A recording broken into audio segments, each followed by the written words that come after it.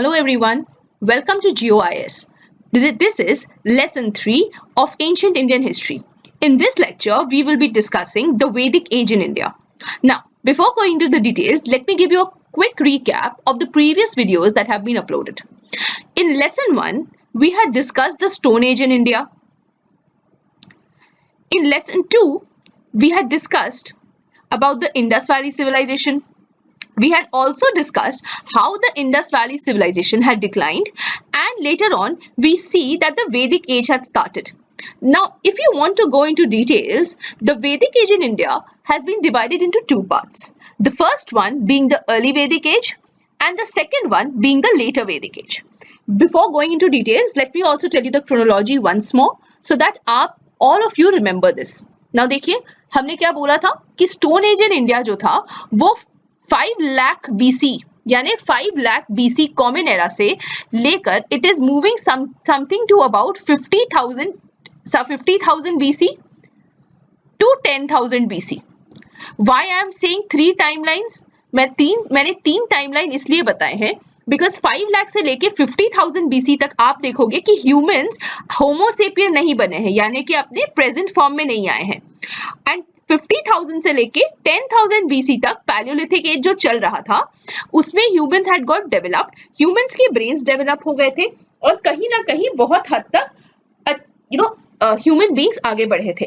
उसके बाद हम देखते हैं मीजोलिथिक एज था and after that we seen the Neolithic age. Finally आप देखते हो कि इंडस वैली सिविलाइजेशन आता है. अब वैदिक एज जो रहता है that starts from 1500 BCE to 1000 BCE. ये है अर्ली वैदिक. इस अर्ली वैदिक को हम ऋग्वैदिक एज भी कहते हैं. एक सिंपल मतलब है इसे ऋग्वैदिक कहने का बिकॉज इस वक्त में ऋग्वेद लिखा गया था. उसके बाद आप लेटर वैदिक की बात करो that extended from 1000 BCE to 600 BCE, मतलब 400 इयर्स तक ये चला था and 500 years तक ये पीरियड चला था. So in this lecture we will discuss only the early Vedic age. ठीक है. अब मैं before going to details आपको कुछ चीजें बताना चाहती हूँ. जब भी आप किसी भी किंगडम के बारे या किसी भी सिविलाइजेशन के बारे पढ़ोगे at any point of time, अगर आप इनके बारे पढ़ते हो, फर्स्ट चीज आपको देखना है कि इनका पॉलिटिकल सेटअप क्या था.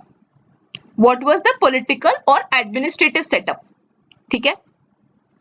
देखिए इसमें क्या क्या रहता है. इसमें आपको पता रहता है कि कौन राजा था, गवर्नमेंट इलेक्टेड था, गवर्नमेंट मोनार्की था. आपको ये देखना पड़ेगा कि राजा के कितने मंत्री थे या कितने लोग थे जो पूरी तरह से किंगडम को चलाते थे. आपको देखना पड़ेगा कि किस तरह से किंगडम्स डिवाइडेड थे, कितने सारे यूनिट्स थे. ठीक है. गांव थे, शहर थे, मल्टी सिटीज थे, मेगा सिटीज थे, क्या क्या थे. वो सारी चीजें आपको सबसे पहले समझनी पड़ेंगी इनके पॉलिटिकल सेटअप में. फिर आप आ जाओगे सोशल सेटअप में. उस वक्त के सोशल नॉर्म्स क्या थे. हेड ऑफ द फैमिली कौन था. क्या मेट्रियार्कल सोसाइटी था या पेट्रियार्कल सोसाइटी था. क्या सोसाइटी माँ के तरफ ज्यादा लीन करता था, क्या सोसाइटी फादर के तरफ ज्यादा लीन करता था. यहाँ पर एक बहुत इंपॉर्टेंट एस्पेक्ट आपको देखना होगा कि औरतों का क्या पोजीशन था सोसाइटी में. How were women treated in the society.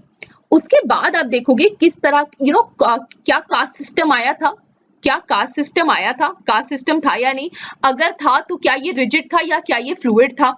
ये सारी चीजें आपको यहाँ पर चेक करनी पड़ेंगी. उसके बाद आप देखोगे कि उस वक्त का इकोनॉमी क्या था. ठीक है. क्या ये लोग पास्टोरल इकोनॉमी में फॉलो करते थे. क्या ये पहले जानवरों को देखते हैं. क्या ये एग्रीकल्चरल है. क्या ये एक सरप्लस एग्रीकल्चरल इकोनॉमी है. किस तरह का इकोनॉमी फॉर्म करता है. बिकॉज इकोनॉमी के बेसिस पे आप ये समझोगे कि क्या इनके ट्रेड होते थे, अगर क्या इनके लैंड्स फर्टाइल थे. ये बहुत सारे डिडक्शंस आप कर पाओगे. इसके बाद आपको सबसे इंपॉर्टेंट जो पार्ट है जो आपके WBCS या UPSC प्रीलिम्स में आता है कि सोर्सेस क्या थे. आपको कैसे पता चला भाई कि इस वक्त में पॉलिटिकल ऐसे होता था, सोशल ऐसे होता था, इकोनॉमी ऐसे चलता था. ये सारी चीजें आपको दिमाग में रखना पड़ेगा फॉर ऑल सिविलाइजेशंस. तो ये जिस तरह से मैंने आपको बताया है कि मेन टॉपिक को बीच में रखो एंड उसके बाद आप पॉइंटर्स बनाना स्टार्ट करो. This is known as the format of making a mind map. History के लिए नोट्स से ज्यादा अच्छा होता है कि आप माइंड मैप बनाओ. बिकॉज व्हाट हैपेंस इज बहुत सारे कीवर्ड्स होते हैं, बहुत सारे ऐसे इंपॉर्टेंट वर्ड्स होंगे जिसे आप कीवर्ड्स बोलते हो। तो अगर आप अपने कीवर्ड्स को अच्छी तरीके से नोट कर लोगे, अपने कीवर्ड्स को अच्छी तरह से लिख लोगे, आपके लिए बहुत ईजी होगा पूरे के पूरे हिस्ट्री को कवर करना। चलिए अब टॉपिक में आते हैं। The topic for the day is Rigvedic age. अब देखिए, आप सबको इंडिया का मैप तो अच्छे से याद होगा। मैं एक रफ मैप आपके लिए बनाती हूँ और उस मैप से मैं आपको समझाऊंगी कि इंडिया में किस तरह से पीपल हैव स्टार्टेड कमिंग, किस तरह से लोग इंडिया में आना स्टार्ट हो गए थे। अब देखिए, समझ लीजिए that this is the north western part of India, ठीक है। यहाँ पर आपका हमारा बॉर्डर है पाकिस्तान का, इसके बाद आपका अफगानिस्तान है, ठीक है। And of course we have our Punjab area over here, and यहाँ पर आपका जम्मू कश्मीर है, and so on and so forth. अब आप इस चीज को ऐसे देखो, आपको पता है कि इस एरिया में पूरी तरीके से हमारे पास हिमालयस है। हिमालयस ने पूरी तरीके से इंडिया के ऊपर एक वर्चुअल बॉर्डर बना दिया है। यस, अब आप यहाँ पर देखो, पूरा हिमालयस यहाँ से लेके right up to Arunachal Pradesh चलता है। अब आप इस तरह से सोचो, क्या कोई भी बाहर का इंडिविजुअल यहाँ पर आ पाएगा? ऑफ कोर्स वो नहीं आ पाएगा, इस एरिया से तो डेफिनेटली नहीं आ पाएगा। द ओनली एरिया, मतलब land area, the only land area जिससे बाहर के लोग इंडिया में आ सकते हैं is only through this place. Yes और नो? एग्जैक्टली यही हुआ था आर्यंस के साथ। अब आर्यंस जो है guys, they are not indigenous, they are not indigenous. आप देखते होंगे बहुत सारे लोग ऐसे हैं जो बोलते हैं कि हम आर्यन वंशी हैं एंड ऑल। तो आपको एक चीज समझना होगा, ये लोग इंडिया के निवासी नहीं थे, ये वो लोग थे जो बाहर के ट्राइब्स थे। दे वर पीपल जो बाहर से आए थे। अब ये कहां से आए थे, इनको लेकर दो इंडिविजुअल्स ने, इनफैक्ट बहुत सारे ने दिया है, हमारे लिए दो ही इंपॉर्टेंट है। पहला जो इंडिविजुअल था उनका नाम था मैक्स म्यूलर। मैक्स म्यूलर ने बोला है कि ये जो आर्यंस है ना, ये बेसिकली सेंट्रल एशियन या ईरानियन रीजन से आए हैं। They have come from the central Asian या यूरोपियन रीजन जिसे हम कहते हैं, यूरोपियन रीजन, ठीक है। यूरोप और एशिया के बॉर्डर में एल्प्स माउंटेन है, ठीक है। एल्प्स करके एक माउंटेन है, उसके पास के एरिया से ये लोग आए हैं। पहले तो मैक्स म्यूलर ने ये कहा था। अब इन्होंने ऐसा क्यों कहा? इनके जो लैंग्वेजेस थे, दो रीजंस की वजह से। एक तो इनकी लैंग्वेज, तो आर्यंस जो थे वो उस टाइम पे बहुत सारे लैंग्वेजेस बोला करते थे। उनमें से सबसे प्रिडोमिनेंट जो था दैट वाज संस्कृत, ठीक है। संस्कृत था, ये लोग ग्रीक भी बोलते थे and a horde of languages. लेकिन जो ये लैंग्वेज था ये यूजुअली एक इंडो यूरोपियन फैमिली की तरफ पॉइंट करता है। सेकेंड रीजन क्या था कि आर्यंस के पास जो एनिमल्स थे, जो एनिमल्स वो लेकर आए थे, जैसे कि आप ले लो गोट, आप ले लो शीप, आप गोट ले लो, शीप ले लो, और ये सारे एनिमल्स जो थे यूजुअली सिर्फ इन टाइप के एरियाज में पाए जाते थे, यूरेशियन एरियाज में पाए जाते थे। इसका ये दो रीजन थे जिसकी वजह से मैक्स म्यूलर ने बोला था कि जो आर्यंस है वो आए हैं आपके यूरेशियन रीजन से, सेंट्रल एशियन रीजन से आए हैं, एंड ये लोग इंडिया में बेसिकली एक कारण से आए थे।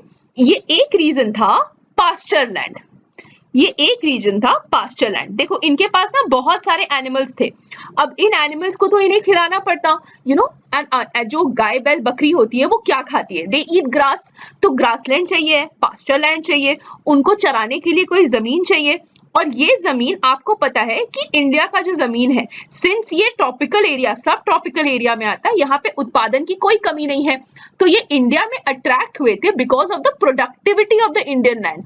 इंडिया का लैंड में जो प्रोडक्टिविटी हुआ था उसकी वजह से वो इंडिया में अट्रैक्ट हो गए थे। अब आप इसे ऐसे याद करिए, मैक्स म्यूलर के बाद आए थे बाल गंगाधर तिलक। बाल गंगाधर तिलक ने कहा था कि ये लोग जो थे they have come from the place of Siberia, ये लोग ना साइबेरियन एरिया से आए हैं। अब साइबेरिया का वाला यूजुअली लॉजिक माना नहीं जाता है। इसे नहीं मानने की रीजन ये है कि साइबेरिया के तरफ में बहुत सारे एनिमल्स, जैसे कि अगर आप एग्जांपल ले लो गोट का, तो उस वक्त उस एरिया में गोट्स नहीं पाए जाते थे। सिंपल सा रीजन समझो, गोट्स के जो स्किन थे वो इतने ज्यादा थिक नहीं हुआ करते थे, एंड सिंस वो इतना ज्यादा थिक नहीं होता था तो ठंड के मौसम में उन्हें सर्वाइव करना पॉसिबल नहीं था। इसीलिए सबसे ज्यादा जो एक्सेप्टेड वो मैक्स म्यूलर का ही है, इसीलिए सबसे ज्यादा एक्सेप्टेड वर्जन मैक्स म्यूलर का ही है कि ये जो आर्यन वंश है ये लोग basically central Asian Eurasian area से आए हैं। यूरेशियन एरिया से आने के बाद इन्होंने इंडिया का नॉर्थ वेस्ट इंडिया को एंटर किया था फ्रॉम द ईरानियन रीजन, ठीक है। ईरानियन रीजन से होते हुए, ईरान से होते हुए वो इंडिया की तरफ आए थे। ये जो वर्ड है आर्यन, इसका लिटरल मीनिंग है noble, pure blood, noble, pure blood. इसे आप प्योर ब्लड भी बोल सकते हो, आप इसे नोबल भी बोल सकते हो, ठीक है। अब आपको पहला क्वेश्चन आएगा कि मैम आपने ईरानियन का नाम लिया है, हमें कैसे पता रहेगा कि ये ईरानियंस है? देखो, उसके दो रीजंस है। देयर वर 2 इंस्क्रिप्शंस फाउंड, ठीक है। एक इंस्क्रिप्शन का नाम था कैसाइट इंस्क्रिप्शन, ठीक है, जो इराक में पाया गया है, और एक इंस्क्रिप्शन था जिसका नाम था मितानी इंस्क्रिप्शन, सीरिया में। इसमें आप क्या देखते हो, कुछ आर्यंस के नाम लिखे हुए थे। देखो, जैसे सर्टेन टर्मिनोलॉजीज होता है। अगर मैं आपको बोलूं, मैं आपको अगर एक नाम बताऊं, नॉर्मली आप ऐसे समझ लो, मैं आपको अगर एक नाम बताती हूँ से जॉन, आपके दिमाग में एक चीज क्लिक करेगा ना कि ये तो भाई इंग्लिश नाम है, it's an English name. Similarly उस वक्त आर्यंस के भी कुछ एक नाम हुआ करते थे, और ये जो सारे नाम थे, सर्टेन नेम्स। अब आप ले लो गौरव, यूजुअली गौरव जो रहेगा वो एक इंडियन आदमी का नाम रहेगा, ठीक है। एग्जाम्पल आप ले लो देवेंद्र, ठीक है।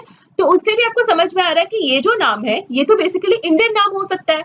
इसी तरीके से कैसाइट और मितानी इंस्क्रिप्शन में देखा गया कि बहुत सारे नेम्स यूज किए गए थे, और ये जो नाम थे दीज वर आर्यन नेम्स। तो हमें समझ में आया कि आर्यंस डेफिनेटली उस वक्त उस एरिया में, यानी कि सीरियन एरिया में या इराकियन एरिया में रह रहे होंगे, तभी ना उनके नाम इंस्क्रिप्शंस में डाले गए हैं। दैट इज द रीजन कि हमने डिड्यूस किया है कि ये जो आर्यंस थे ये लोग बेसिकली यूरेशियन या सेंट्रल एशियन एरिया से आए हुए थे। इंडिया में वो एक ही रीजन से आए थे, for the procurement of pasture land, ताकि अपने जानवरों को वो अच्छे से ग्रासलैंड में खाना वाना खिला पाए।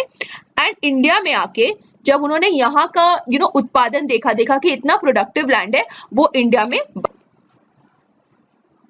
आर्यंस के इंडिया आने के बेसिस पे इस एज को हमने 2 पार्ट्स में बांटा है, जैसा मैंने आपको ऑलरेडी बोला। तो आर्यंस जब बेसिकली आप देखोगे कि पंजाब के एरिया में, पंजाबी एरिया में आकर बसे रहते हैं, उस एरिया को हम बोलते हैं ऋग्वेदिक टाइम।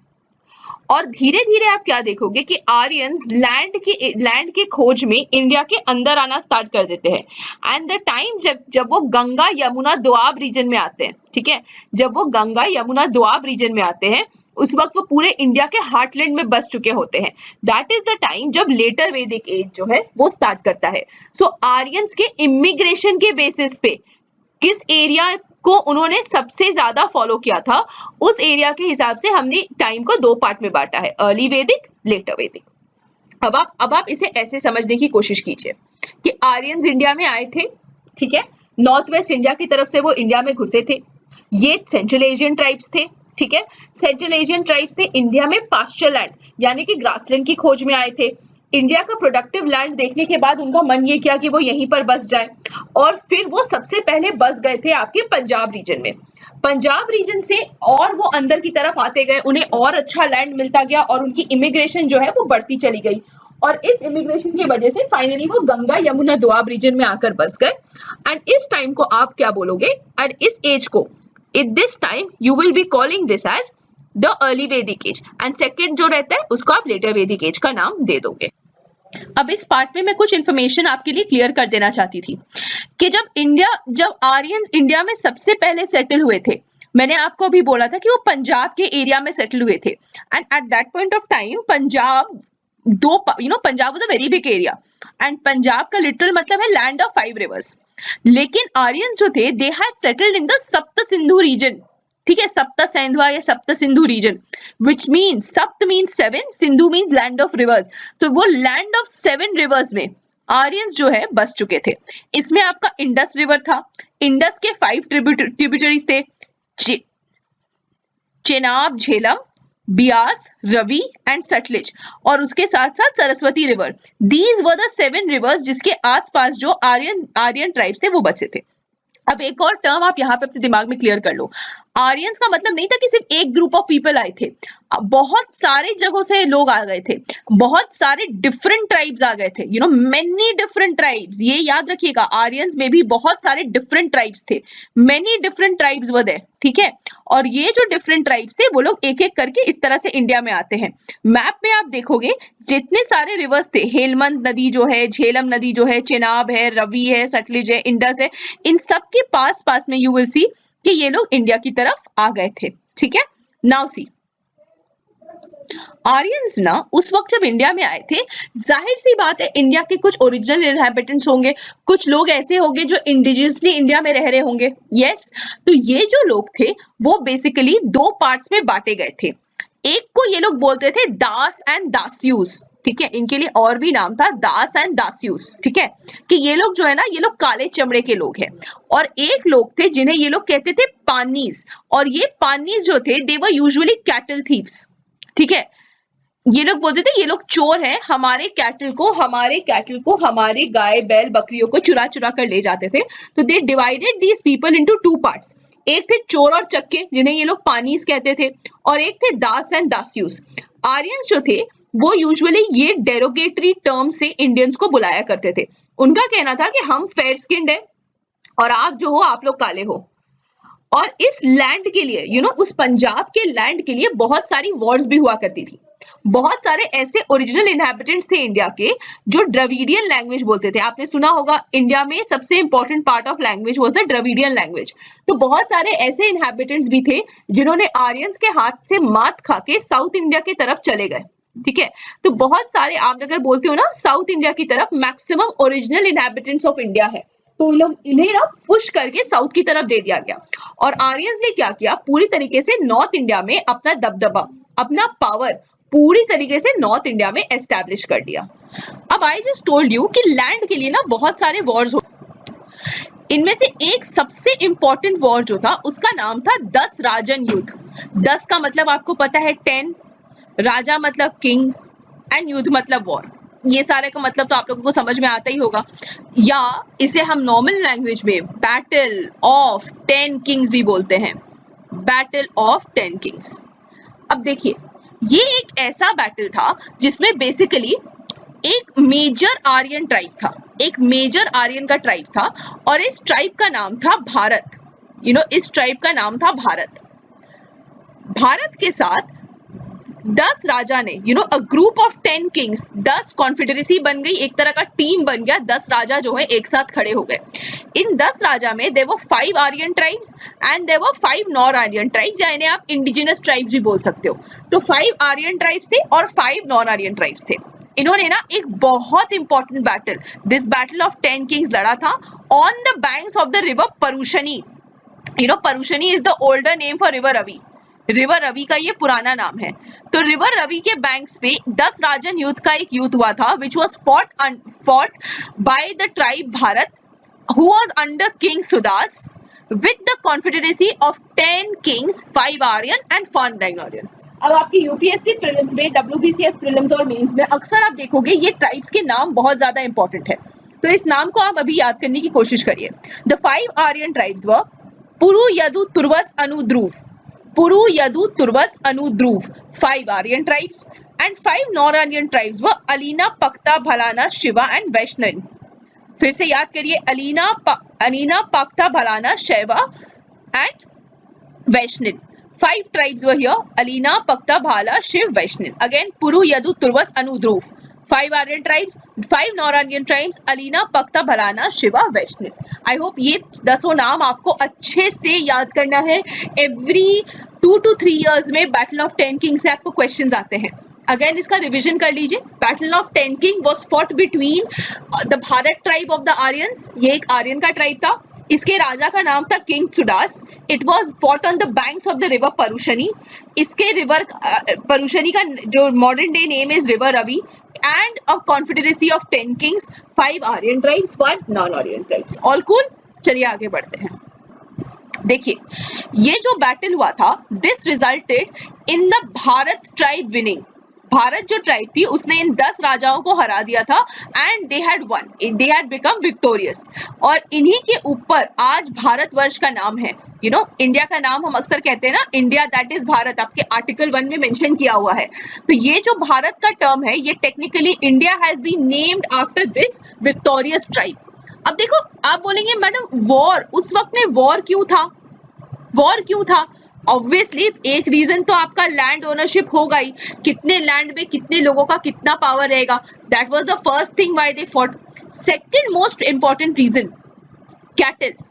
देखिए, उस वक्त का जो इकोनॉमी था, that was a pastoral economy. यानी कि लोगों के लिए उनके जो डोमेस्टिकेटेड एनिमल्स थे वो बहुत ही ज्यादा इंपॉर्टेंस रखते थे। तो ऐसा था कि अगर एक तरीके से अगर आपने किसी के साथ गलत किया हो तो आपके साथ जो जजमेंट होता होगा ना कि आपका कैटल ले लिया जाएगा। सीधी सी बात है, उस टाइम पे तो कैश नहीं था, there was nothing called cash system. Gold and silver जो था उसकी इंपॉर्टेंस थी, बट अक्सर ट्रेड में तो नहीं यूज कर सकते थे। तो कैटल जो था वो सबसे इंपॉर्टेंट कमोडिटी माना जाता था। कैटल को लोग अपने जान के साथ प्रिजर्व करते थे, it was like money for them. तो पहला रीजन फॉर बैटल क्या था? कैटल, कि जो जीतेगा वो सामने वाले का सारा कैटल जब्त कर लेगा। And second reason was the fight between two priests. दो प्रीस्ट थे उस टाइम पे, एक का नाम था विश्वामित्र, एक का नाम था वशिष्ठ। ठीक है ना।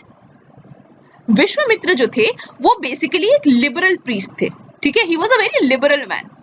वो चाहते थे, उन्हें पता था कि भाई आर्यंस जो है वो लिमिटेड नंबर के हैं, इसीलिए आर्यन वंश का इंपॉर्टेंस मेंटेन करने के लिए they should have a number of people with in the realm. ये बोलते थे कि भाई हमारे आर्यन वर्ल्ड में और लोग अगर नहीं आएंगे तो हम आर्यन कल्चर को प्रिजर्व कैसे करेंगे, how will we call ourselves noblemen. तो उन्होंने क्या किया ना, ही रोट द गायत्री मंत्र। उन्होंने क्या किया, उन्होंने गायत्री मंत्र लिख दिया और बोला कि जो भी इंडिविजुअल है and if that individual wants to become an Aryan, ठीक है, अगर वो गायत्री मंत्र लिख दे और अगर वो बंदा गायत्री मंत्र रिसाइट कर देगा तो वो आर्यन बन जाएगा। इनके दूसरे जगह पे थे वशिष्ठ। वशिष्ठ बोलते थे कि नहीं, he was a very conservative person. Vashishtha was very conservative. वो मानते थे कि आर्यन जो है वो प्योर ब्लड है, वो नोबल है और इसमें कभी भी लोकल या इंडिजिनस ट्राइब्स की मिलावट नहीं हो सकती है। तो कहीं ना कहीं आप देखोगे एक तरफ it was a fight between liberalism and a fight between fanaticism. एक सिंपल सा फाइट था, a fight between liberalism and a fight between fanaticism. और इसके वजह से आप देखोगे कि भारत ट्राइब हैड वन और भारत ट्राइब में हैड सपोर्टेड विश्वामित्र। तो जब भारत जीत गया तो जाहिर सी बात है विश्वामित्र को ज्यादा इंपॉर्टेंस दिया गया। एंड गायत्री मंत्र जो आज हम अक्सर गाते हैं, we also always recite this mantra, तो ये मंत्र बहुत ज्यादा इंपॉर्टेंट हो गया फॉर इंडिया। अब समझ में आ रहा है गायत्री मंत्र का क्या मतलब ओरिजिन था, why was it so important. तो गायत्री मंत्र इतना पुराना है कि लिटरली ऋग्वेदिक टाइम में उसे कंपोज किया गया था ताकि ज्यादा से ज्यादा लोग जो है वो आर्यन वंशी एंड आर्यन का जो लैंग्वेज है, आर्यन का जो कल्चर है, जो उसे एक्सेप्ट करेगा वो आर्यन कहलाएगा। That is how Indians call, we Indians अक्सर हम लोग बोलते हैं ना कि हम आर्यन वंशी है, आर्यन वंशी। इट्स बिकॉज हमने उस जमाने में हमारे एंसेस्टर्स ने प्रोबेबली गायत्री मंत्र गा दिया था and they became a part of the Aryan world and all thanks to Vishwamitra. तो अब हमने एकदम डिटेल में डिस्कस कर लिया है कि आर्यंस किस तरह से इंडिया में बसे थे, आर्यंस किस तरह से इंडिया में आए थे, किन किन फेजेस में आए थे, किस तरह से उनके बीच वॉर हुआ था, कौन सा ट्राइब जो था वो सबसे ज्यादा डोमिनेंट हो गया था। अब हम उनके एडमिनिस्ट्रेशन के बारे में पढ़ते हैं, जो मैंने आपको फर्स्ट एस्पेक्ट बनाया है। फर्स्ट एस्पेक्ट जो था that was the administrative aspect. Political organization क्या है, देखिए आप सबसे पहले जो एकदम हेड रहेगा उसका नाम रहेगा राजन, राजा। और ये जो राजा है he will be an elected king. उस वक्त में जो राजा था वो इनिशियली इलेक्ट होते थे एंड कुछ दिनों बाद आप देखोगे कि राजा ना इलेक्टेड होते थे और उसके बाद आप क्या देखोगे कि धीरे धीरे राजा ने अपने पोजीशन को बना दिया हेरिडिटरी। ठीक है, राजा का जो कोरोनेशन सेरेमनी होता था वो बहुत अच्छे तरीके से मनाया जाता था। राजा बहुत बड़े पैलेस वैलेस में रहता था, बहुत सारे लग्जरीज में रहता था। राजा को असिस्ट करने के लिए there were two important people. सबसे पहले दो इंपॉर्टेंट लोग थे, एक का नाम था पुरोहित, ठीक है, जो कि हेड प्रीस्ट था और इसे आप कहीं ना कहीं बोल सकते हो कि ये वजीर भी था। इन अ वे यू कैन से कि ये राजा का चीफ एडवाइजर था, चीफ पॉलिटिकल एडवाइजर थे। ठीक है, and there was one person जो आपका पूरा आर्मी का ख्याल रखते थे। This person was the commander in chief और उनके लिए ये टर्म यूज हुआ है सेनानी। ठीक है, अब क्या होता है, सबसे पहले आप ऐसे देखिए, कंट्री आपका एडमिनिस्ट्रेशन दो पार्ट्स में बट रहा है। एक बट रहा है आपका एडमिनिस्ट्रेशन ऑफ द सेंटर, ठीक है, एक बटता है आपका मिलिट्री, एक आपका मिलिट्री एडमिनिस्ट्रेशन। मिलिट्री एडमिनिस्ट्रेशन आ जाता है सेनानी के अंदर और सेंटर का एडमिनिस्ट्रेशन आ जाता है पुरोहित के अंदर। अब सेंटर के बाद जो यूनिट्स थे वो था एक विलेज, उसके बाद एक विलेज यूनिट था। सिंपल था, या गांव है राजा का देश है, राजा के पास 2 मंत्री रहेंगे और विलेज का ध्यान रखने वाले रहेंगे विलेज हेडमैन, जिसे ग्रामीणी कहा करते थे, ग्रामीणी या ग्रामानी। ठीक है। अब राजा के खिलाफ ऐसा तो हो सकता था कि बहुत जगह पे लोग विद्रोह करेंगे, बहुत सारे ऐसे लोग हैं जो राजा को पसंद नहीं करेंगे, बहुत सारे ऐसे लोग हैं जो एडमिनिस्ट्रेशन को ठीक तरह से नहीं चलने देंगे। इन लोगों के ऊपर नजर रखने के लिए राजा ने ना एक स्पाई सिस्टम भी सेटअप किया था, a spy system. This system, इसके हेड का नाम था स्पा। तो स्पाई सिस्टम सेटअप था। 4 इंपॉर्टेंट मंत्री देखिए, पुरोहित, सेनानी, ग्रामणी एंड स्पा। अब एडमिनिस्ट्रेशन, जैसा मैंने आपको बोला था, सबसे पहले रहता है सबसे शॉर्ट यूनिट, सोशल यूनिट, जिसे कहते हैं फैमिली। सबसे छोटा क्या है? फैमिली। फैमिली को बोला जाता था कुल। एक ग्रुप ऑफ फैमिलीज मिलकर बनाते थे एक ग्राम। ठीक है। एक ग्रुप ऑफ फैमिली मिलकर बनाते थे ग्राम। इस ग्राम का हेड का नाम था ग्रामीणी। ठीक है। फिर आप देखोगे एक वीसा है, एक ग्रुप ऑफ विलेजेस साथ में क्या करते हैं, एक डिस्ट्रिक्ट बनाते हैं। ठीक है। एक डिस्ट्रिक्ट बनाते हैं, इसका नाम है वीसा और इसके हेड का नाम है वीसा और इसके हेड का जो नाम है वो है विसापति। फिर आता है आपका जना, a group of districts together forming a small town. एक टाउन जो फॉर्म करता है, इसका नाम है जना, इसके हेड का नाम था जनपति और जनपदा के हेड का नाम था राजा, जिसे आप गोपा भी कह सकते हैं, राजा एंड गोपा। तो इस तरह से डिवीजन था, फैमिली, ग्रामीणी, विसापति, जनपति एंड राजा। अब देखिए उस वक्त में ना बहुत सारे डिफरेंट ट्राइब्स हैं जो बनकर सामने आए थे। भारत का नाम हमने ऑलरेडी बताया था, भारत ट्राइब से ही टूटकर 3 और पार्ट्स बने थे। एक का नाम था मत्स्यस, एक का नाम था पुरु, एक का नाम था यदु। पुरु, यदु, तुर्वस अगर आपको याद है, 5 आर्यन ट्राइब्स में से 4 आर्यन ट्राइब्स अभी बहुत ज्यादा प्रोमिनेंट दिखते हैं, भारत, मत्स्यस, यदुस एंड पुरुस। अब मैंने आपको ऑलरेडी बताया था कि बहुत सारे उस वक्त में यज्ञ होते थे। ठीक है। बहुत सारे उस पॉइंट पे यज्ञ होते थे। सबसे पहले जो सेरेमनी वहां पे उस वक्त मनाया जाता था उसका नाम था राजसूय यज्ञ। इस यज्ञ में राजा को हर साल हर साल राजा को एक कोरोनेशन सेरेमनी में बांधा जाता था। जैसे समझ लीजिए राजा अगर 21 जून को, एक एग्जाम्पल ले लो कि 21 जून को राजा को तख्त पे बैठाया गया है, राजा जो है वो पावर में आया है, तो हर साल 21 जून को उनके बर्थडे के जैसा इस कोरोनेशन सेरेमनी को ये लोग बनाते थे। तो आप बोलेंगे मैम रीजन क्या था, व्हाट वाज द रीजन, क्यों, क्या जरूरत है इस राजसूय एक्सरसाइज को करने की? हर साल ये दिखाया जाता था इस एक्सरसाइज में कि राजा जिंदा है। सीधी सी बात है, राजा तो पैलेस में रह रहा है, राजा हमेशा तो सबके सामने नहीं आता था, तो सारे एडमिनिस्ट्रेशन में ये दिखाने के लिए कि राजा देखो वेल है, राजा देखो साउंड है और यही राजा है जो आपके ऊपर आगे बहुत सारे सालों तक आपके ऊपर राज करेगा। इस सेरेमनी में राजा को सबके सामने लाया जाता था। दैट इज द रीजन कि राजसूय सैक्रिफाइस मनाया जाता था। फिर आप देख लीजिए एक सैक्रिफाइस होता है अश्वमेध सैक्रिफाइस या अश्वमेध यज्ञ। इसमें क्या होता था, एक राजा, समझ लीजिए एक पावरफुल राजा है, ठीक है, एक बहुत ही ज्यादा पावरफुल राजा है, उसके पास ना एक पीस ऑफ लैंड है, इतना बड़ा लैंड उसके पास है। अब वो देख रहा है कि उसके पास का जो एडजॉइनिंग लैंड का जो राजा है वो उतना ज्यादा पावरफुल नहीं है, आसपास के जितने भी राजा है वो ज्यादा पावरफुल नहीं है। वो क्या करेगा, एक व्हाइट कलर का हॉर्स को लेगा, he will take a white horse. ठीक है, इस व्हाइट हॉर्स को वो बोलेगा, इस व्हाइट हॉर्स के साथ वो अपने सिपाही खड़ा कर देंगे, he will put his soldiers with the horse, और हॉर्स को छोड़ दिया जाएगा बॉर्डर पे, बोला जाएगा जाओ जितने दूर तक तुम जा सकते हो हॉर्स जाओ। तो ये हॉर्स जो है वो अगल बगल के टेरिटरीज में आराम से 3 दिनों तक, फॉर 3 डेज हॉर्स को पूरी तरीके से छोड़ दिया जाता है कि जाओ तुम घूमो, और हॉर्स जितने जगह पे चलते हुए जाएगा वो सारा टेरिटरी मान लिया जाता था कि इस राजा का है। तो अब आप बोलेंगे क्या मैम सारे के सारे बाकी के राजा अलाउ करते थे? नहीं, देखो जो राजा इस हॉर्स को घूमना अलाउ कर देते थे उसका मतलब था कि ये जो दूसरा राजा था वो इस राजा के अधीन आ गया, यानी कि ये राजा जो है ही बिकम्स द हेड राजा, और सेकेंड राजा इसके अंडर में रह के फंक्शन कर सकता था, या तो इसे लूजर किंग भी आप बोल सकते हो।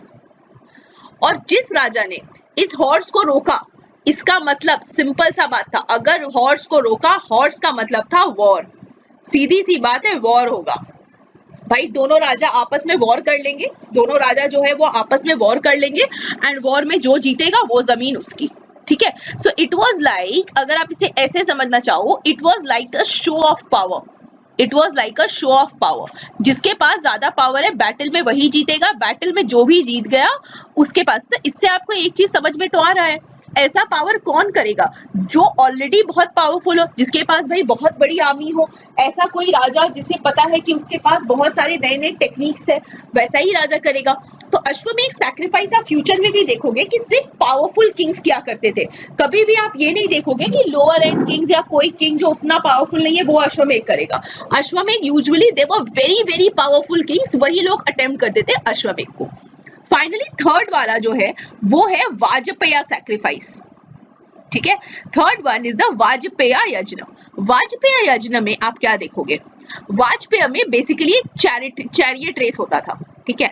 चैरियट रेस होता था, राजा और उनके किन्समैन यानी कि राजा, उनके कजिन्स, उनके खुद के भाई, उनके इन लॉज, सबके बीच ना एक तरह का चैरियट रेस किया जाता था। और इस चैरियट रेस में राजा को जबरदस्ती जिताया जाता था। It was not a fair race नहीं था। प्रॉपर तरीके से इट वाज मेड श्योर कि राजा का ही रथ जीतेगा। और उसमें ये दिखाया जाता था कि देखो ये जो राजा है ना, ये बहुत ज्यादा बहुत अच्छे राजा है, बहुत बड़े राजा है, उन्होंने ना सबको हरा दिया, और यही ऐसे राजा है जो जिंदगी भर इस किंगडम को बहुत अच्छे से चलाएंगे। तो आपको इन तीन सैक्रिफाइसेस का बेसिस समझ में आ रहा है कि ये जो तीनों सैक्रिफाइसेस थे ये बेसिकली किंग के पोजीशन को सिक्योर करते हैं। They were what, securing the king's position, कि राजा जो है वो अपने भाई बंधुओं से ज्यादा पावरफुल है। तो लिटरली क्या होता है कि अगर कहीं से भी उनके भाई कोई विद्रोह करने का सोचते हैं, वो कहीं ना कहीं ये सोचते हैं कि भाई राजा को तो जिताया ही जाएगा, तो वो पीछे हट जाएंगे। उनके किन्समैन के दिमाग में उनके लिए डर बैठाने के लिए वाजपेय सैक्रिफाइस, उनके किंगडम के आसपास के जितने लोग हैं उनके मन में राजा के लिए डर बैठाने के लिए अश्वमेध सैक्रिफाइस, और उनकी प्रजा के दिमाग में ये बैठाने के लिए कि राजा ही सबसे सुप्रीम है, राजा के खिलाफ कभी भी रिवोल्ट मत करना। दैट वाज अ राजपेय राजसूय यज्ञ, ठीक। अब देखिए, अगर अब अच्छे से मैं एडमिनिस्ट्रेटिव सेटअप के बारे में आपको बताऊं, हमने ऑलरेडी डिस्कस कर लिया है कि राजा जो थे उनके पास 4 मंत्री थे। एक का नाम था, इनफैक्ट 2 इंपॉर्टेंट थे, इन दोनों को ही हम लोग दिमाग में देते हैं। एक का नाम था पुरोहित, और जो पुरोहित थे वो मैक्सिमम वो हमेशा से एडमिनिस्ट्रेटिव मैटर्स देखते थे, और दूसरे थे सेनानी, जिसे हम कमांडर इन चीफ भी कहते हैं। तो ये चीज आपको यहाँ याद करना है। अर्ली ऋग्वैदिक टाइम में कोई स्टैंडिंग आर्मी नहीं था, यानी कि जितने भी आर्मीज रहते थे उस वक्त में, all of them were mercenary आर्मीज। Mercenary का क्या मतलब होता है, दोज आर्मीज दैट वर पेड, जो पैसे के लिए लड़ते थे।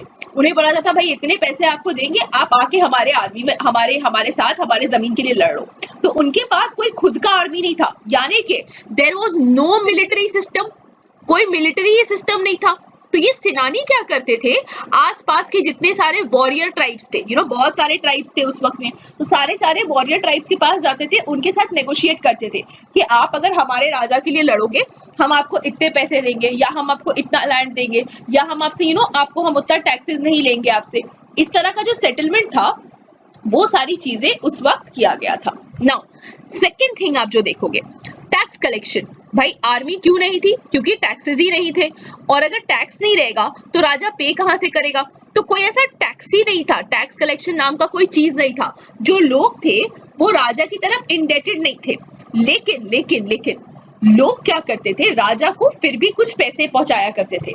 उस पैसे को बलि कहा जाता था, बलि, कि राजा को आप अपने मन से आप चढ़ावा कर सकते, जिस तरह से आज भगवान को चढ़ावा किया जाता है ना, आप अपने मन से जितना पैसा चाहो आप उन्हें चढ़ा दो, उस तरीके से राजा को भी बलि चढ़ाया जाता था, ठीक है। तो ये किसी भी फॉर्म में होता था, कभी ये गोल्ड के फॉर्म में भी करा जाता था, कभी कुछ लोग इसे अपने कैटल के नाम पे भी करते थे, कुछ लोग काउस भी देते थे, कुछ लोग गोट्स भी देते थे, हर तरह की चीज जो भी उन्हें लगता था कि राजा की जरूरत पे आ सकता है, वो चीज बलि के फॉर्म में इन्हें दे दी जाती थी।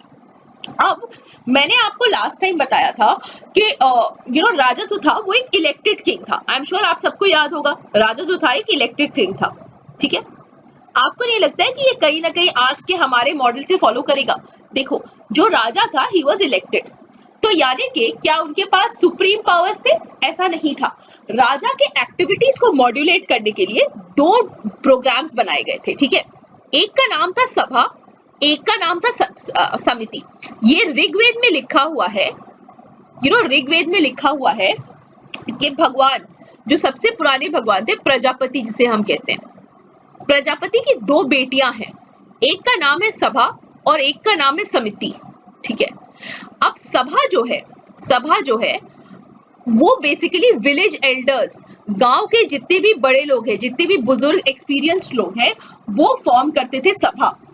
एंड समिति जो है वो एक इलेक्टेड बॉडी था, इलेक्टेड बॉडी था। सारे गांव से कुछ इलेक्टेड रिप्रेजेंटेटिव्स थे और ये जो रिप्रेजेंटेटिव्स थे ये राजा को उनके फंक्शंस में, उनके ड्यूटीज में उन्हें असिस्ट करते थे।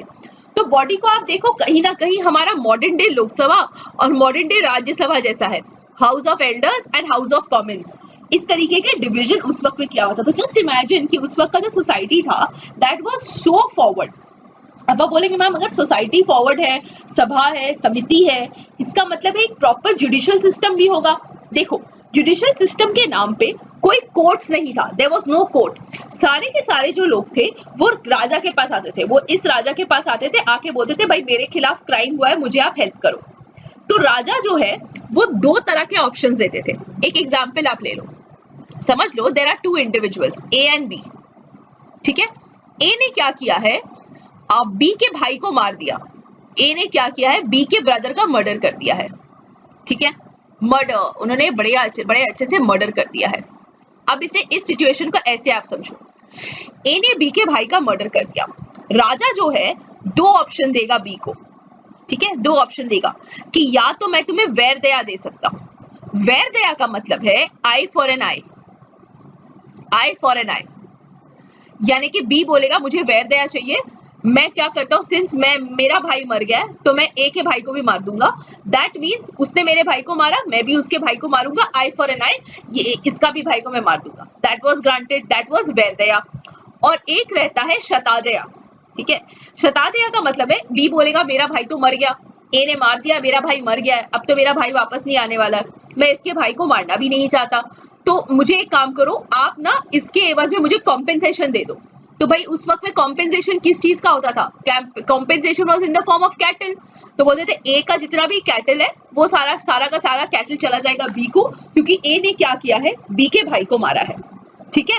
यहाँ तक सबको समझ में आ रहा है। तो हमने अभी क्या डिस्कस किया है कि उनका आर्मी का क्या सेटअप था, हमने उसके बाद उनका टैक्सेशन सिस्टम के बारे देखा है, हमने देखा है किस तरीके से एडमिनिस्ट्रेटिव सेटअप था, किस तरह से राजा अपना एडमिनिस्ट्रेशन चलाता था, एंड उसके बाद हमने उनका जुडिशियल सेटअप भी देख लिया है, ठीक है। चलिए लेट्स मूव फॉरवर्ड। आपकी स्क्रीन पे आपको दिख रहा होगा, हमने सभा के बारे डिस्कस किया है, बॉडी ऑफ एल्डर्स था, ये क्या करता था, किंग को एडवाइस करता था एडमिनिस्ट्रेशन पे, इसके हेड का नाम था सभापति। फिर है आपका समिति, ये आपका कॉमन पीपल से बना हुआ है, आम जनता से बना हुआ है, वो सारा पॉलिटिकल एक्टिविटीज देखता है, और इसके हेड का नाम था पति, यानी सभा के हेड का नाम है सभापति और समिति के हेड का नाम है पति। अब देखिए उस वक्त जो सोशल लाइफ था वो बहुत ज्यादा किनशिप पे बसा हुआ था। मैक्सिमम जो फैमिलीज हुआ करते थे वो हुआ करते थे जॉइंट फैमिलीज, ठीक है, जॉइंट फैमिलीज हुआ करते थे, लोग हमेशा एक साथ एक घर के नीचे रहा करते थे। हेड ऑफ द फैमिली जो था वो हमेशा एक मेल मेंबर रहता था, यानी कि जो सोसाइटी है आप उसे ये समझ सकते हो कि वो एक पेट्रियार्कल सोसाइटी है ना। अब आ जाओ कास्ट सिस्टम पे, क्या अब तक कास्ट सिस्टम आया है? अभी तक हमने क्या पढ़ा था, इंडस वैली के बारे। इंडस वैली के बारे में हमें ज्यादा आइडिया नहीं है कि इंडस वैली में किस तरह के लोग रहते थे, लेकिन यहाँ पर आप क्या देखोगे, बड़े अच्छी तरीके से सोसाइटी जो है वो तीन पार्ट्स में बट चुकी है अर्ली वैदिक एज में। एक थे प्रीस्ट्स जिन्हें हम बड़े प्यार से ब्राह्मण्स कहते हैं, उसके बाद आते हैं आपके वॉरियर्स जिन्हें आप बड़े प्यार से क्षत्रिय भी कहते हो, और एक आता है आम जनता। तो आम जनता को नाम दे दिया गया था वैश्य का, कि ये जो लोग हैं ये लोग ट्रेडिंग करते हैं, ये लोग इधर उधर के एक्टिविटीज करते हैं, इन्हें हम वैश्य के जात दे दिए थे। तो अब एक चीज आप यहाँ पे समझिए, there was no proper caste distinction. Caste बना हुआ है but caste was based on occupation, caste was not given by birth. जैसे कि समझ लो अगर आप वॉरियर है, आप एक मर्सनरी वॉरियर बन गए, इसका मतलब है वो लोग आपको वॉरियर या क्षत्रिय बोलेंगे। अगर बाय द वे आपके फादर वॉरियर है बट आप है ना एक बिजनेस करते हो, आप समझ लो चावल का दुकान खोलकर बैठे हो, तो आप वैश्य वर्ण में आ जाओगे। और समझ लीजिए आपका जो बेटा है वो पढ़ने लिखने में बहुत तेज है एंड उसने बड़े अच्छे से सारे बुक स्क्रिप्चर्स जितने भी आ चुके हैं उन चीज को अच्छे से पढ़ लेता है, तो वो जो बच्चा है वो ब्राह्मण कहलाएगा। तो जो कास्ट डिस्टिंक्शन था अर्ली वैदिक एज में, it was based on occupation, वो बाय बर्थ नहीं था। जैसे आज हम लोग बाय बर्थ डिस्टिंग्विश हो जाते हैं, कि हम इस जाति के हैं, हम इस कास्ट के हैं, हम इस वर्ण के हैं। ये डिस्टिंग्विशिंग अर्ली वैदिक एज में नहीं था। Society was divided into only 3 parts. अब आप यहाँ नोटिस करोगे कि जो शूद्र का पार्ट है वो मिसिंग है। इससे आप समझ रहे हो कोई नीच जात नहीं था, कोई नीच जात बोलकर कुछ था ही नहीं कि ये छोटा जात है या ये नीच जात है, इस टाइप का कोई चीज था ही नहीं अर्ली वैदिक एज में। लोग मतलब आप अगर काम कर रहे हो, आप उसके पैसे ले रहे हो एंड दैट वाज इट। तो बेसिकली कोई काम को छोटा बड़ा नहीं देखा जाता था। All jobs were considered to be good as long as you are getting money into the family, that job is a good job. ठीक है, तो हमने क्या डिस्कस किया कि कोई कास्ट सिस्टम नहीं था। फैमिलीज जो थे वो जॉइंट फैमिली रहते थे एंड फैमिलीज के जो यूजुअली हेड हुआ करते थे वो एक मेल मेंबर होते थे। इस मेल मेंबर को गृहपति का टैग दिया जाता था, इन्हें कहा जाता था गृहपति, head of the family. And सभा के हेड को याद करो, क्या नाम था? सभापति। एंड समिति के हेड का नाम था पति, और फैमिली या घर के हेड का नाम था गृहपति। अब आप बोलेंगे मैम औरतों का क्या हाल था? What about the women? उस वक्त की जो विमेन थी वो बहुत ही ज्यादा इक्वालिटी मेंटेन करती थी मर्दों के साथ। they were allowed to attend sabhas, they could be a part of the समिति। वो अपने इम्पोर्टेंट जो भी उनके आइडियोलॉजीज है, जो भी उनकी थिंकिंग है, जैसे भी उन्हें लगता है कि वो अपने सोसाइटी में कंट्रीब्यूट करती है, उस बेसिस पे वो सभा की भी पार्ट रह सकती थी, वो समिति की भी पार्ट रह सकती थी। उस वक्त there was nothing called child marriage, proper उम्र में लड़कियों की शादी कराई जाती थी। सती प्रथा नहीं थी, there was nothing by the name of सती प्रथा। सिर्फ एक बैकवर्डनेस आप उस टाइम पे देखोगे कि एक बैकवर्डनेस ये था कि अगर कोई औरत विडो बन जाती है, अगर कोई औरत विधवा हो जाती है, उसके पति की डेथ हो जाती है, तो इसका लाइफ जो था दैट वाज मिजरेबल, बहुत गंदा लाइफ जीती थी, विडोज के लिए बहुत गंदा लाइफ था। मगर अगर एक और प्रैक्टिस आप यहाँ पे देखोगे जो होता था, समझ लीजिए अगर कोई भी चाइल्डलेस विडो होती, यानी कि ये इस विधवा औरत का कोई बच्चा नहीं होता, she was a childless window, तो ये जो लेडी है ये डिमांड कर सकती है कि ये अपने ब्रदर इन लॉ से शादी कर ले। ठीक है, so this lady can marry her brother-in-law and इस प्रैक्टिस को नियोगा बोला जाता था, नियोगा। ठीक है, तो इस नियोगा के प्रैक्टिस से एक चाइल्डलेस विडो अपने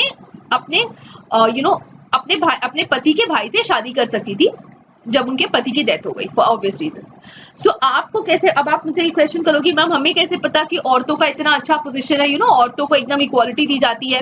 भाई उस वक्त की ना बहुत सारी औरतें थी जो बहुत सारे बुक्स लिखा करती थी, उनमें से कुछ इंपॉर्टेंट लेडीज है जिनके बहुत सारे कॉम्पोजिशन आप सामवेद में भी देखोगे। एग्जाम्पल ले लो आप, Apala, Vishwara, Ghosha and Lopamudra. These were the 4 women of the Rigvedic time जिसने बहुत सारे हेम्स, बहुत सारे सॉन्ग्स, बहुत सारे प्लेस को कंपोज किया है।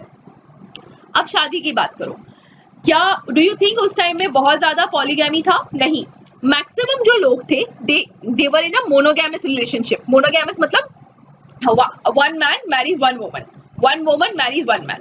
मगर आप ये देखोगे कि रॉयल फैमिलीज में पॉलीगैमी भी था, यानी एक आदमी की बहुत सारी पत्नियां, and there was prevalence of polyandry also. Polyandry का मतलब है एक औरत बहुत सारे पति रख सकती है।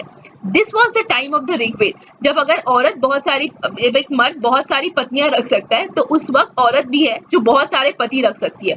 This was the liberation that was given to the woman. So do you realize it was actually the idealistic society जिसकी तरफ हम आज एम करते हैं। ये society extended in 1500 to 1000 BC। इतना लिबरल सोसाइटी था हमारा। नाउ अब यहाँ पर मैंने आपको कास्ट सिस्टम के बारे में ऑलरेडी बता दिया, तो इसे रिपीट नहीं करती हूँ। एंड उस वक्त आप ये देखोगे आर्यंस बहुत तरह के कपड़े पहनते थे, wool, cotton, deer skin, they had an undergarment by the name of Nivi. एक ऊपर के कपड़ा पहनते थे वासा या परिधान जिसे हम कहते हैं, एंड एक अंदर का कपड़ा अधिवासा भी पहनते थे। तो all this you can just read, give it a read. अब आ जाते हैं इकोनॉमी पे। इकोनॉमी बहुत इंपॉर्टेंट क्वेश्चन है। देखो इनका जो इकोनॉमी था, जैसे मैंने आपको ऑलरेडी बताया है, it was a pastoral economy. इसमें आप क्या देखोगे कि जो भी आर्यंस थे इनके पास कोई सिटीज नहीं थे, यूजुअली ये लोग गांव में ही रहा करते थे, और इनका जो गांव था वो हर तरफ से एक तरह से फोर्टिफाई किया हुआ रहता था, मड से, मिट्टी से बड़े अच्छी तरीके से ये लोग एक फोर्टिफाइड सेटलमेंट बनाते थे। ये इसके अलावा यू विल सी कि इन लोग ना पॉटरी भी यूज करते थे, जिसे हम बोलते हैं ना PGW, painted greyware has been found in these sites. इसके अलावा ये लोग एग्रीकल्चर भी प्रैक्टिस करते थे, but agriculture was a secondary activity. Rigvedic age में अगर आप देखोगे agriculture was a secondary activity, ठीक है। इस प्लाउड लैंड को उर्वारा या क्षेत्र भी कहा जाता था। इसके अलावा जिस तरह से मैंने आपको कहा है, there were a number of activities that were available, और इन एक्टिविटीज के बेसिस पे लोगों को कास्ट सिस्टम में डिवाइड किया जाता था, ठीक है। So there was carpenter, chariot maker, आप लेदर पे काम कर सकते हो, आप पॉटरी पे काम कर सकते हो, आप क्राफ्ट्समैन हो सकते हो, आप मेटल यूज कर सकते हो। वो कंप्लीटली एक इंडिविजुअल के ऊपर डिपेंड करता था। अब आप आ जाइए रिलीजन में, ठीक है। आर्यंस ना अपने आसपास के जो चीजों को साइंटिफिकली एक्सप्लेन नहीं कर पाते थे, इसीलिए उन्होंने क्या बोला ना कि आसपास के जितने चीजें हैं वो किसी सुपरनैचुरल एंटिटी ने बनाया है। And these were the people जिसने बेसिकली इंडिया में द कॉन्सेप्ट ऑफ भगवान, कॉन्सेप्ट ऑफ भगवान को लेकर इनफैक्ट इसे प्रोपोगेट करने वाले आर्यंस ही थे। तो सिंस वो लोग एक्सप्लेन नहीं कर पाते थे कि बारिश क्यों हो रही है, वो एक्सप्लेन नहीं कर पाते थे कि धूप क्यों है, वो एक्सप्लेन नहीं कर पाते थे कि हवा क्यों चल रही है, इसीलिए इन सब चीजों को, इन सब तत्वों को उन्होंने भगवान का नाम दे दिया, ठीक है। इन सब चीजों को उन्होंने भगवान का नाम दे दिया। इन सब को ऐसा नाम दे दिया जिससे कि वो ह्यूमंस या लिविंग बींग्स की तरह पाए जाएंगे। और इनके ऊपर बहुत सारे आप देखोगे हिम्स एंड फ्रेजेस वगैरह आप देखोगे ऋग्वेद में लिखा हुआ है। जैसे आप एग्जाम्पल ले लो, ठीक है, आप एक एग्जाम्पल ले लो। उन्हें विंड के बारे समझ में नहीं आता था, they never used to understand wind, इसीलिए विंड को उन्होंने नाम दे दिया इंद्र भगवान का, ठीक है। इंद्र भगवान अगर बहुत तेज से बहुत गुस्सा रहेंगे and he will be very very angry, वो क्या करेंगे, बहुत जोर से पड़ेंगे, इसीलिए इन्हें पुरांदर भी कहा जाता है, पुरांदर और द ब्रेकर ऑफ फोर्ट्स। अब अग्नि, आप आ जाओ फायर पे। फायर का यूज उन्हें आता था, दे न्यू भाई इसे खाना वाना बनाया जाता है, और इनका यूज इन्होंने क्या किया, बोला कि ये जो भगवान है he is the mediator God, ठीक है, he is the mediator God. ये जो भगवान है क्या करते हैं, हमें जमीन से हमारे सबसे ऊपर में जो नीले नीले आसमान में जो भगवान रहते हैं वरुण देव, वो बड़े दूर रहते हैं हमसे, उन्हें हमारा प्रॉब्लम नहीं समझ में आता। तो जो अग्नि भगवान है वो क्या करते हैं, मीडिएटर बन के वरुण देव से द टॉप भगवान, उनके पास हमारा सारा का सारा इंफॉर्मेशन पहुंचा देते हैं। फिर आप आ जाइए dawn and dusk, Aditi and Usha, भगवान को और औरतों का भी नाम दे दिया गया, अदिति एंड उषा। इस तरीके से आप देखोगे कि भगवान का डिवीजन किया गया जब उन लोगों को नेचुरल फोर्सेस के बारे समझ नहीं आया, राइट। नाउ सी, ऋग्वेद वाले जो लोग थे, they believed in what is known as monotheism, they believed in the concept of monotheism, यानी ये एक भगवान में विश्वास करते थे। आप एक भगवान की पूजा कर सकते हो, इस कॉन्सेप्ट में ये लोग रहते थे। इसे ना ऋग्वेद में ऐसे लिखा गया है, इवा एका द्वितीया, he is one and not two, दो भगवान नहीं, ये एक ही भगवान है। They believed in what was known as ना प्रतिमा अस्थि, you can also call it कि भाई ये जो भगवान है फॉर्मलेस है, इनके कोई एट्रीब्यूट्स नहीं है, मतलब इनके हाथ पैर नहीं है, राइट। उसके बाद ऋग्वेद में आप देखते हो कि 33 gods and goddesses have been mentioned. मैंने सबसे इंपॉर्टेंट वालों का नाम आपको यहाँ पे बता दिया है, इंद्र, अग्नि, वरुण, अदिति, उषा एंड मारुत, ठीक है। फाइनली हम जो बुक है जिसने हमें इन सब चीजों के बारे में डिटेल में बताया है, that book is known as the Rigveda, ठीक है। हम वेद्स को यूजुअली क्या बोलते हैं ना कि वेद जो है that has been recited by the sages, ठीक है, रिसाइट किया गया है, ये उनके थिंकिंग्स नहीं है, ये उन्होंने रिसाइट किया है, इसीलिए इन बुक्स को हम बोलते हैं अपुशौर्य, वी कॉल इट अपशौर्य, अपुशौर्य, however you want to explain it, बहुत सारे स्पेलिंग्स दिए रहेंगे, so please do not get confused with the meaning. इसका मीनिंग यही है कि this is the book of God, और इसे ना सेजेस ने रिसाइट किया है, ठीक है। सबसे पुराना बुक यही था, इट हैड बीन संग, जो सेज इसके बारे हमें बताता है इसका नाम था होत्री, ठीक है, होत्री ने इसे रिसाइट किया था। इस हिम्स में करीबन 33 भगवानों के बारे लिखा गया है और इन 33 भगवानों के ऊपर करीबन 1000 hymns 1000 songs have been written for the gods. ये जो लैंग्वेज है it is the language of वैदिक संस्कृत और ओल्ड संस्कृत। इसमें आप क्या देखते हो, देयर आर अप्रोक्सीमेटली 10 चैप्टर्स, ठीक है, अप्रोक्सीमेटली 10 चैप्टर्स है और इन चैप्टर्स का नाम मंत्रास है। और आपको पता होगा चैप्टर 2 टू चैप्टर 7 में हम गोत्र कहते हैं ना, अक्सर आपको पूछते होंगे पूजा वूजा करते वक्त कि आपका गोत्र क्या है। ऋग्वेद के 2nd to 7th मंडला में आप मेंशन करते होंगे गोत्र के बारे। उसके अलावा ये बोला जाता है कि जो 1st और 10th पार्ट है ऋग्वेद का ये लेटर एडिशंस है, ठीक है, इसमें लेटर एडिशंस है। अब आप क्या देखोगे, क्यों मैं ये बोल रही हूँ, बिकॉज 10th वाले चैप्टर में they have written something about the Purusha Sukta him है, ठीक है। इस पुरुष सूक्ता हिम में बोला गया है कि बेसिकली 4 वर्ण है सोसाइटी के ना, 4 वर्ण है, उनमें से एक है ब्राह्मण, एक है क्षत्रिय, एक है वैश्य, एक है शूद्र। तो शूद्र का जो वर्ड है वो एकदम 10th मंडला में ऐड होता है और ये बोला जाता है कि ये जो 4 व्यक्ति है, 4 तरह के व्यक्ति है, वो हमारे भगवान के यानी कि हमारे क्रिएटर भगवान के 4 पार्ट से आए हैं, प्रजापति भगवान के 4 पार्ट से आए हैं। जो ब्राह्मण है वो उनके मुंह से पैदा हुआ है, फ्रॉम हिज माउथ। जो क्षत्रिय है वो हाथ से पैदा हुआ है, इसीलिए वो हमेशा अपने हाथ से लड़ता रहता है। वैश्य जो है वो हमेशा चल चल कर खट खट कर काम करता है, दैट इज वाई वो थाइस से पैदा हुआ है। एंड जो शूद्र है he has basically come out from the feet of the भगवान, इसीलिए वो सबसे लोअर वर्ण में और वो सारे गंदे काम वही करेगा। That was the whole point. तो आप अगर देखो ऋग्वेद में आपको एक तो it divides the society into different parts. First thing क्या करता है, it divides the society into different parts. Second, वो उस वक्त के रिलीजन की तरफ बड़े अच्छे तरीके से एम करता है, बड़े अच्छे से भगवान के नाम ले लेता है, भगवानों के क्या क्या फीचर्स है, क्या क्या चीजें करते हैं वो भगवान, उनके बारे बता देता है। वो ये बोलता है कि भाई हर इंसान को एक भगवान की तरफ लीन होना चाहिए, आपको एक भगवान की पूजा करनी चाहिए, मल्टीपल भगवान की आपको पूजा नहीं करनी चाहिए। ऋग्वेद क्या करता है, बहुत सारी नदियों के नाम हमें बता देता है। तो मैंने अभी आपको बोला ना सप्त सिंधु एरिया, पंचनद एरिया, कौन कौन से Saraswati and Indus and the 5 tributaries, हम इनके बारे में बात करते हैं ना, इनके बारे बेसिकली हमें ऋग्वेद ने बताया है। इनके उस वक्त काफी डिफरेंट नेम्स हुआ करते थे, उनके बारे भी बताया है। कैटल, अब आप बोलेंगे कैसे हमें पता कि पास्टोरल इकोनॉमी है, वाई अभी बार बार हम ये क्यों स्ट्रेस करते हैं कि कैटल है। इसका रीजन एक सिंपल था कि ऋग्वेद में कैटल का जो वर्ड है that has been mentioned 276 times, 276 times cattle का नाम लिया गया है।